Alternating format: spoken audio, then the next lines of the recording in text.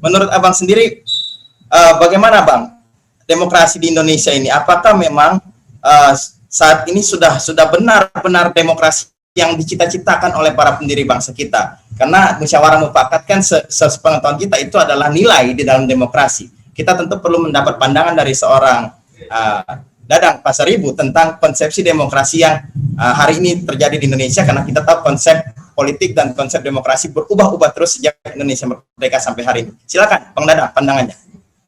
Ya, ada konsep dari Bung Karno tentang demokrasi yang kita tahu beliau menyebut sosiodemokrasi, yaitu satu konsep tentang demokrasi yang dimaksud oleh Bung Karno adalah demokrasi yang bukan chauvinis, jadi suatu suatu demokrasi dalam kehidupan politik maupun dalam kehidupan ekonomi. Satu demokrasi yang diperuntukkan bagi sebesar-besar kemakmuran rakyat. Satu demokrasi yang semua kakinya ada di rakyat, bukan di elit, bukan di sekelompok orang. Dalam konteks yang lain, pemahaman kita tentang demokrasi ada di dalam sila keempat, yaitu satu konsep musyawarah di dalam demokrasi kita. Jadi yang satunya Bung Karno mengatakan bahwa demokrasi itu adalah satu penerapan nilai-nilai luhur yang sebesar-besar untuk kepentingan masyarakat. Yang kedua adalah di dalam prakteknya dia mendahulukan apa yang kita sebut dengan musyawarah mufakat di dalam bangsa kita. Kalau ini sebagai kacamata yang kemudian kita gunakan untuk melihat praktek demokrasi yang kita lakukan hari ini, pertama, fakta hari ini membuktikan bahwa kalau tidak salah tahun 2021 ini dirilis satu indeks demokrasi Indonesia oleh satu lembaga survei atau suatu lembaga pengindeks. Kita dikatakan ada di peringkat 64 dunia dengan skor 6,48, di mana skor demokrasi kita ini, apakah kebebasan berekspresi, kebebasan sipil, kebebasan berpolitik, berpendapat, keterbukaan informasi publik, keadilan di dalam pemilu dan seterusnya, dengan banyak sekali indikator di dalamnya, kita hari ini memperoleh nilai yang paling buruk dibandingkan dengan tahun-tahun sebelumnya. Jadi tahun 2019 kita 6,3, sekarang kita dapat nilai 6,48. Yang membuat kita miris adalah mereka mengatakan bahwa nilai 6,8 ini statusnya adalah cacat demokrasi. Negara dengan kecacatan demokrasi. Itu yang menurut saya paling tidak ini menjadi refleksi dan ini menjadi ingatan bagi kita.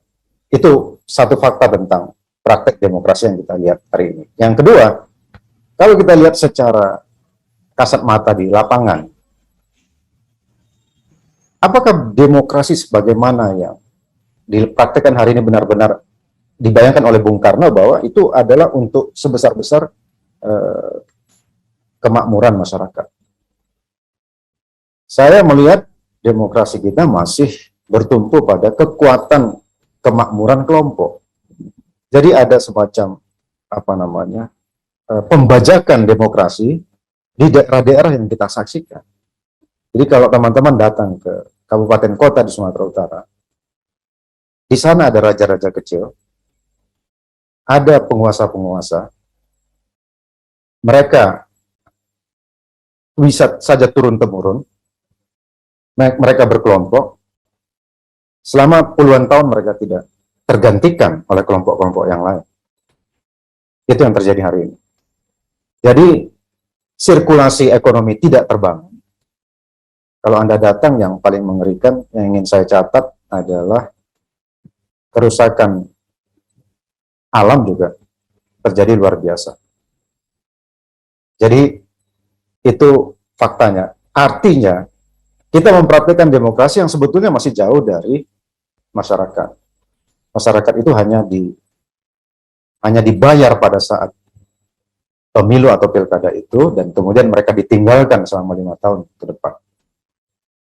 Itu yang kedua. Yang ketiga, apakah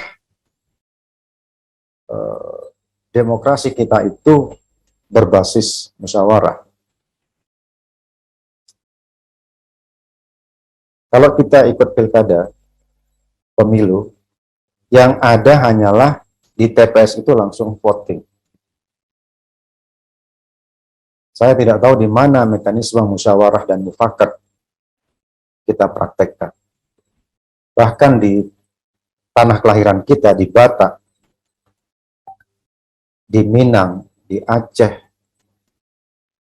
di Jawa, di banyak suku yang ada di Indonesia, Bung Karno mengatakan kalau kita gogo itu, kita selami itu, yang kelihatan di dasarnya itu adalah musyawarah.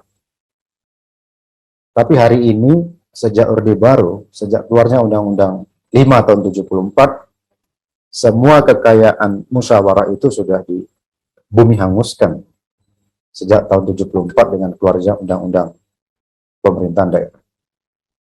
Artinya, kita memang sudah tidak memiliki lagi nilai-nilai luhur yang sebetulnya menjadi kekhasan dari bangsa kita hari ini. Dalihan Natolo di Batak,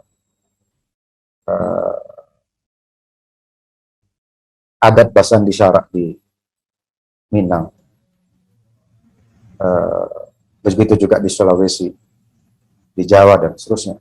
Jadi menurut saya, dengan fakta-fakta demikian, implementasi demokrasi di tengah-tengah kita masih menurut saya masih belum sesuai dengan apa yang diharapkan oleh Bung Karno. Apalagi kalau kita lihat dari nilai-nilai luhur Pancasila yang mestinya kita praktekkan di dalam konteks demokrasi kita.